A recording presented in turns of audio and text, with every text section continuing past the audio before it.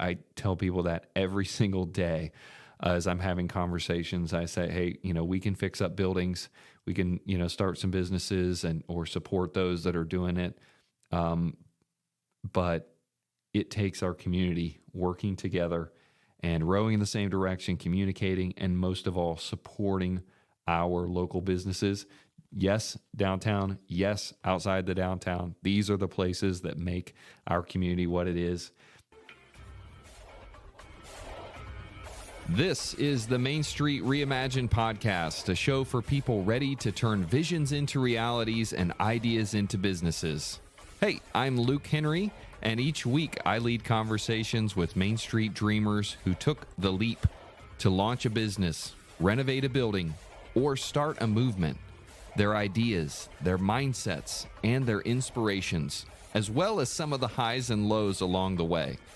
This is a place for dreamers, creators, developers, and entrepreneurs to learn, share, and be inspired to change your community through small business.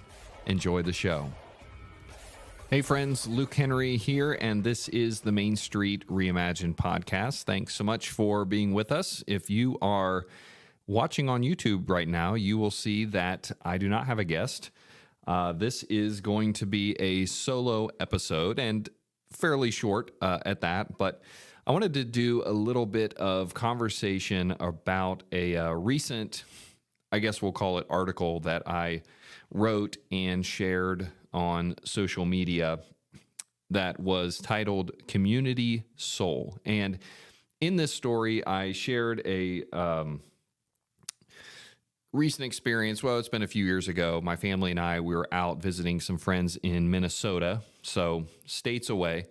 And we did a little bit of exploring after we had checked into our hotel that was kind of near a small downtown. And we walked around, and just as we do, it's like our family hobby. You heard me talk about this with my wife on the episode that we did together, that we explore small towns, whether it's Ohio.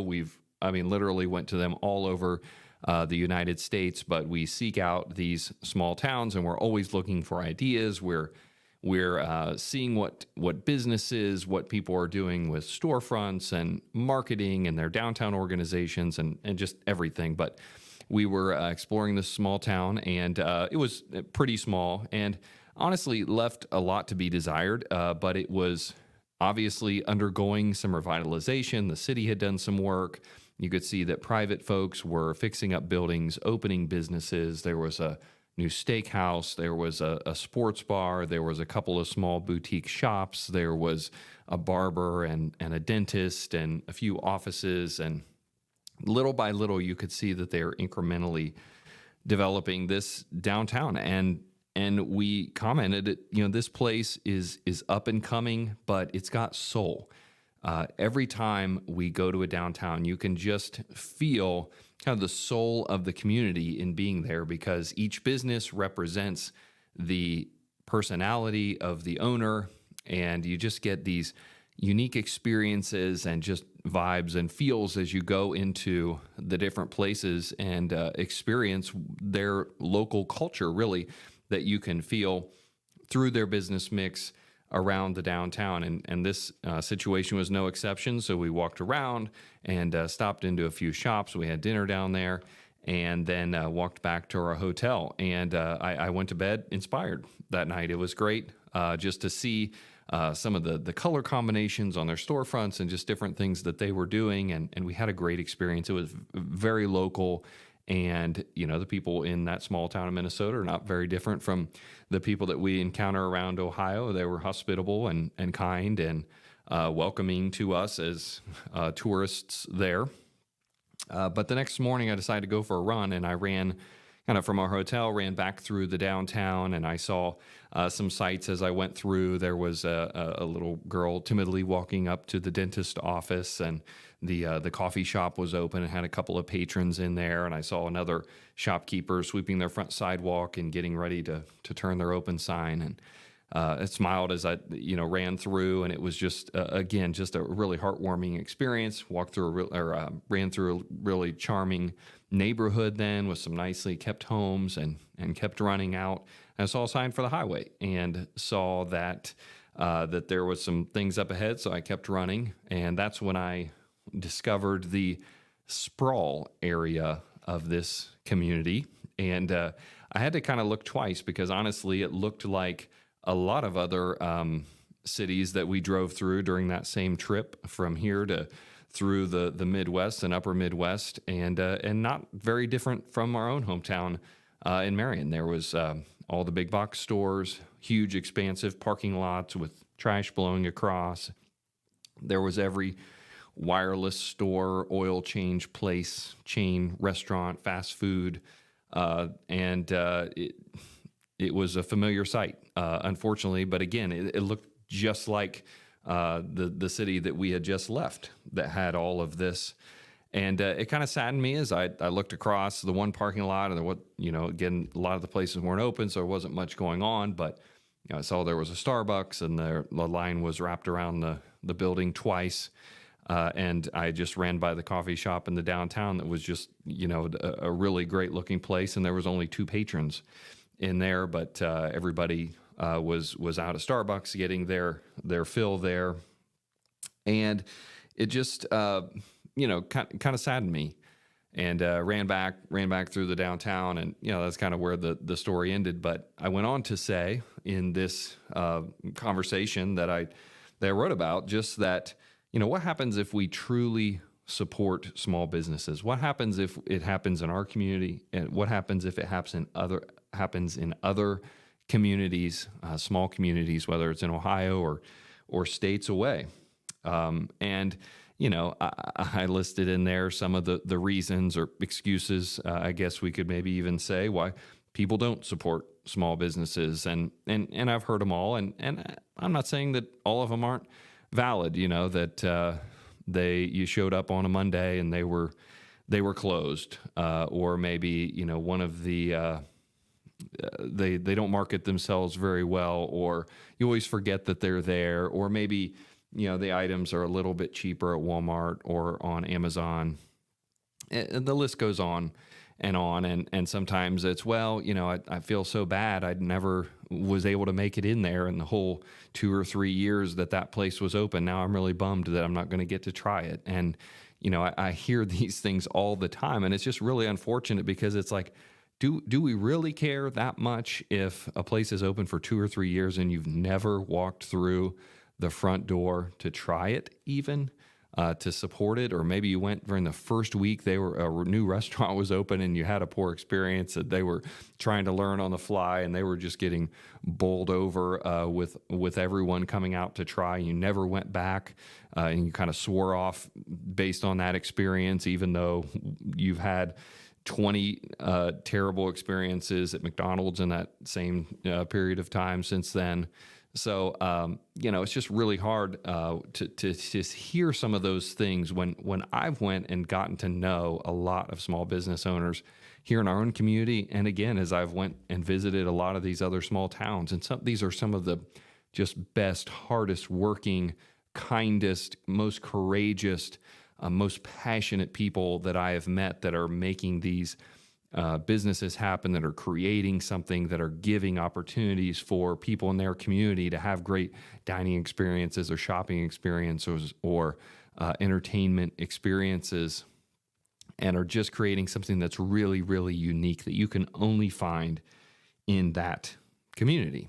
And a lot of them fail. And I said in my piece there even that sometimes, hey, maybe they deserve it. Maybe they're not doing a good job, and maybe they just haven't been able to figure it out even after months or years, and they don't have they haven't done a good job. They don't have good processes. They don't treat their people well, or whatever. And some of them are going to fail, and maybe they deserve to. But there's a lot of them that I think that are just lacking some support from the local community. First and foremost, we need local people to show up and support, and then it radiates out from there a lot more. We're seeing people, tourists coming to towns like Marion and going to other places as well. But if the local people aren't supporting those places first, that's where the base of support has to come from. Also shared in there that some people have said that, hey, shop local is a defeatist message. You shouldn't, guilt people into shopping local. And I actually agree with that because I don't believe in guilting people into doing anything. And I don't believe in guilting people into shopping local. But really what it is not so much out of guilt, but as out of an opportunity to support and be the change that you want to see. Really, it's pretty simple. And that is that when we support our local businesses, even if they're not perfect, even if they don't have all of the offerings that we'd like for them to have, even if it's not as good of an experience or quite as fancy as going to a larger metropolitan area where there's more options. When we support our local stuff and the demand goes up, then they're going to either respond to that demand and expand their offerings and improve their processes and their workforce and their experiences, or there's going to be other places that pop up to meet that demand. And so supply is also going to grow. And so when we only have 3 restaurants, but we're supporting them really well and they're full, then someone else is going to say, hey, I see a need in the market because I see that people support local restaurants and I have this really great idea that's going to be something cool and niche and I can do it really well. And they're going to bring that concept to the community and expand those options so that we do have everything that we want. But it starts with us supporting what we have. And then it went on to say that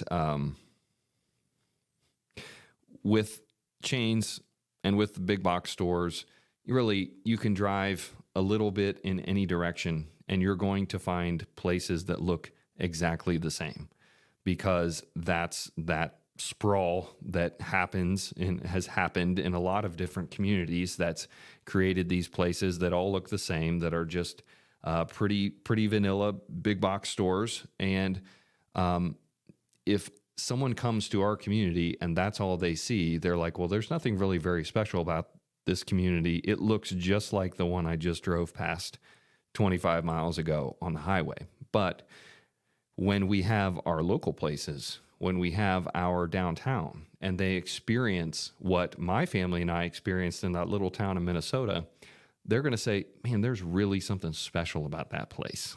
I felt the soul of that community as I walked around their downtown, as I saw their public art, and as I saw their individual, independently owned boutiques and restaurants and even offices and services and lit alleys and just everything that goes into making a place feel special. And there's entire books written about placemaking. And, this is something I've been studying over the last several years. But I think we're doing a lot of those things right here in Marion and starting to do more and more of that. And we still have some more to go. And other communities do as well. But it's still no denying that when you go to a downtown of a community, and especially if you can tell they care and they're making an effort and it's getting better and you can see the revitalization, you can see people putting their passion, their time, their money, their energy into revitalizing their downtown, then you know that they're on track for making something really, really special there. You're not going to see that from just the strip centers and the big box stores that are, probably closer to the major highways. And so that's really the genesis of that story. And I got a lot of feedback from sharing that. And that's where I wanted to kind of riff a little bit, share a little more insight.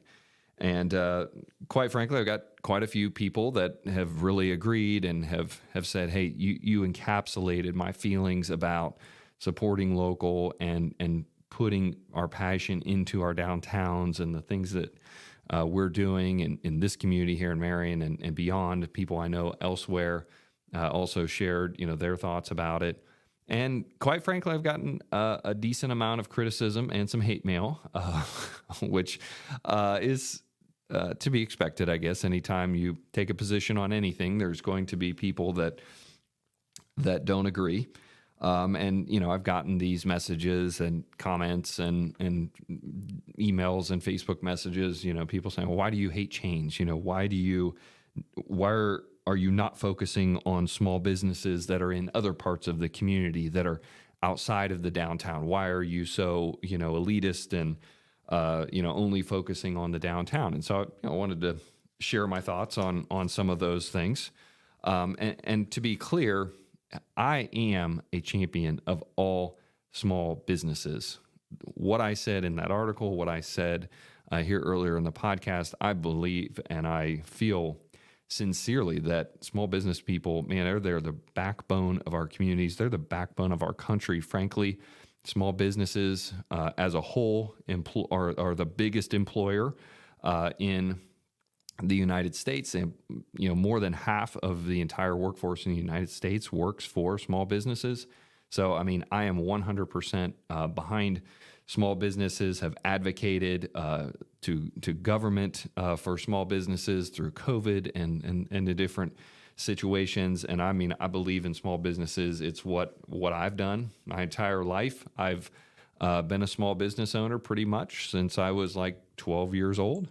And so I very much eat, sleep, and breathe this stuff. And I support anybody that's going to get up and be courageous enough to go out and do their own thing as a small business owner. So I absolutely support all the small businesses wherever they are. And that goes for all of them that are in our community here that are outside of the downtown. Maybe they're in a strip center, maybe they're in a house, maybe they're a service business that's operating out someone's garage, or maybe it's someone that's using their spare bedroom to have inventory and they're selling online. I love all those people, and I think that they're really important and really valuable to our economy and just to our community as well.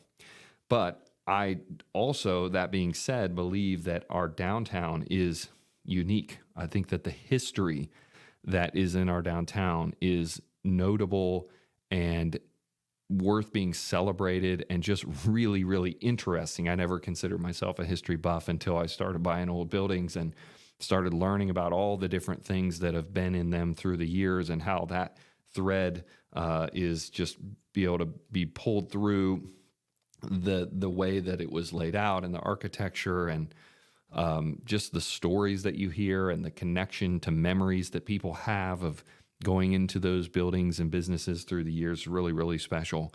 The architecture, this is irreplaceable real estate. My friend John Marsh says this is irreplaceable real estate. It's built by people who don't live anymore, with methods that we don't use anymore, with materials we can't afford or can't get anymore. And it's worth preserving it and maintaining it and revitalizing it and reimagining it. The other thing about downtowns are often home to city and county offices. It's a place for public art that you rarely get anywhere else through a city, especially in a smaller town. These downtowns were designed to be walkable. They're a place to meet, to gather, to have community, truly the center of our towns. And, suburban areas sprawl where you've got retail and these huge parking lots and big box stores. These are not built to be walkable. And I do love seeing lifestyle type communities that are basically fake downtowns that are being built new, that are once again walkable, and those are cool spots. Again, they lack the history and some of that, but if we can reimagine and reinvest in the assets that we have in our historic downtowns, they can be really, really special places too, and I believe that they are. In episode 17, I was thinking back, Mayor Bill Collins was on the podcast here, and he shared the analogy of the downtown being the heart of the city, and then the various arteries go out to other parts of the city. And those other parts of the city are important, but it's really important that we take care of the heart. This is the heartbeat. When people come to our community, this is often where they land because, again, courthouse, offices, various things are here, and people see the heart of the city and they make judgments about our city based on how the heart looks. And again, we can then build out from there. In episode 10, Jason Duff, my friend and fellow small town developer. He's been at it for 15 years. He's also consulting now with a number of different cities around the country. And he told the story of an economic development professional that he had on his podcast that was hosting a site selector who was coming to consider bringing a business to their community, flew into their airport, and the economic development director picked him up. The site selector said, I know that you've got an agenda planned for the day. I don't want to do anything that's on your agenda. I want you to take me to your historic downtown. And from that, I'm going to be able to tell everything that I need to know about your community. And if that's not a real testament to the importance of taking care of the heart and making sure that the historic downtown has all the charm and the walkability and all of the things that go into making it a really vibrant place, the businesses, the public assets, the community gathering spaces, the facades, the storefronts, the city and county offices, paint, light posts, nice benches and trash cans and flowers and all of those things, that those are all pieces that come from different people and groups and organizations working together, public and private, profit and nonprofit. And it's just really important that those resources are aligned to create a really vibrant downtown. A fellow that I follow, consultant Jeff Siegler, also works with a lot of downtowns around the country and communities to figure out how to make them better, how to improve them, how to make them more charming and more attractive to visitors and to residents and to businesses. And he has made popular the phrase that the condition of your downtown is the only marketing your community needs. And again, that's a strong statement, but that's not me saying it. That's somebody that works with dozens of different communities, and that's what he is finding, is that when people are looking at where to live, where to visit, where to put a business, they're looking at the historic downtowns. And again, that's just why I believe that it's so important. So it's no secret, hopefully, if you've been listening along to now almost 20 episodes here on the Main Street Reimagined podcast, that I am passionate about revitalizing our downtown. I believe that it is a lead domino to improving a lot of the other parts of our community, preventing brain drain, recruiting professionals. Back in episode 12, I had Courtney Danner, our property manager, on, and she shared some statistics about the people that are staying in our Airbnbs and the people that are living in our lofts. That the last 5 lofts that we've leased have been folks that are moving from at least one county away into our community that didn't live here. And they're attracted to our downtown. The amenities are here. It's affordable, more affordable than the bigger cities where they were living. And the lofts are really, really cool. And they're a lot cooler than what they could pay more rent for. That's a vanilla box in a kind of boring apartment community. And so I think that's really special. Recruiting new manufacturers and industry is another important piece of why we need great historic downtowns. So wrapping up, last Friday, I spent a really inspirational day with a group of friends, some of them new, some of them old. All of them are folks that are passionate about revitalizing small towns. They're developers, leaders, change makers, entrepreneurs and we've kind of created this little small town developer consortium of guys and gals from all around the state of Ohio that are doing this important work in historic downtowns. And a lot of them are fixing up buildings, they're creating businesses, they're opening restaurants, breweries, wineries, building loft apartments, Airbnbs, all kinds of different event venues and businesses, and it's really making a difference in their communities. And I'm just so inspired when I get to spend time with these other people, because they're believing the exact same as what I do, that the vitality, the condition, the vibe of our downtown and having flourishing shops, restaurants, and experiences is one of the most important things that we can do. And it gives our community a lot of soul. And I think that just like the community that I visited with my family in Minnesota, that when people come here to Marion, Ohio, that they feel that soul as well. And I want to make sure that we're giving them a great experience as a community. This is a shout out to all of our local retailers and restaurateurs and folks that are working hard to make our community, our downtown specifically, a really special place. Our city leaders, our Downtown Marion Inc.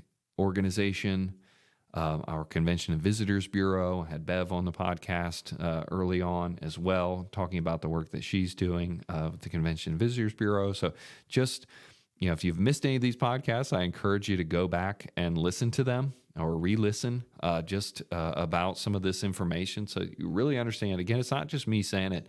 I'm kind of aggregating some of this information, but a lot of it is affirming the belief and the vision that I have that our greatest days are ahead, and that is a really exciting time to be here, to be part of it, to be supporting these very courageous people that are stepping out as just pioneers in this kind of new frontier. And I want to make sure that we're doing our very best to support them, and we're going to, in doing that, bring more of the things that we want. Maybe we're not there yet. I acknowledge that. I will say that publicly, that we have not gotten to where I believe we have the potential to go, but we are making it there daily, step by step. And again, it's a community thing. Often I tell people that every single day as I'm having conversations. I say, hey, we can fix up buildings. We can, start some businesses or support those that are doing it. But it takes our community working together and rowing in the same direction, communicating, and most of all, supporting our local businesses. Yes, downtown. Yes, outside the downtown. These are the places that make our community what it is. And it's really special. So if you're doing that, I appreciate you so very much. If you're not doing that, I don't want to shame you. I don't want to guilt you, but I do invite you to be part of what's going on. If you're not from here in Marion, I invite you to come and see us and check out what's going on. I'd be happy to give you a tour around town. And if you're way far away and you're not going to be able to visit us or visit us anytime soon, keep doing these things in your community as well. It really makes a difference, and your community is going to be really special as a result of you either being the one that's supporting or the person that's sticking your neck out and fixing up a building or launching a business or growing or doing some scary things that way. So I salute you and appreciate you.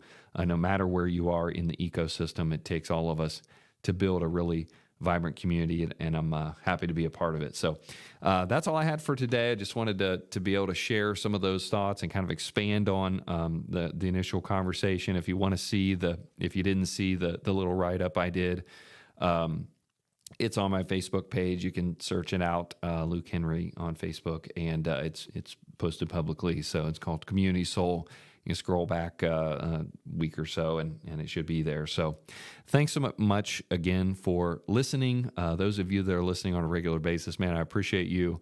Thanks for your positive feedback. Thanks for your feedback. If there's other guests that you'd like to have us have on, or if there's things that you'd like me to do another solo episode with and discuss, I'd love to hear that feedback as well. I really appreciate your ratings and reviews. If you haven't done that, it'd be a huge favor to me if you hopped on and took just 5 seconds to give a 5-star review on your podcast player of choice, and maybe a few comments. Again, willing to receive your feedback and hopefully continue to improve to make this valuable for you all. So thanks again for being here. This is the Main Street Reimagined podcast, and I will catch you all again soon. Thanks for listening to the Main Street Reimagined podcast. To learn more about Main Street Reimagined, Henry Development Group, or our work in downtown Marion, Ohio, please visit mainstreetreimagined.com. If you want to connect, or if you know someone who we need to interview, shoot us an email at info@mainstreetreimagined.com. Until next time, keep dreaming and don't be afraid to take the leap.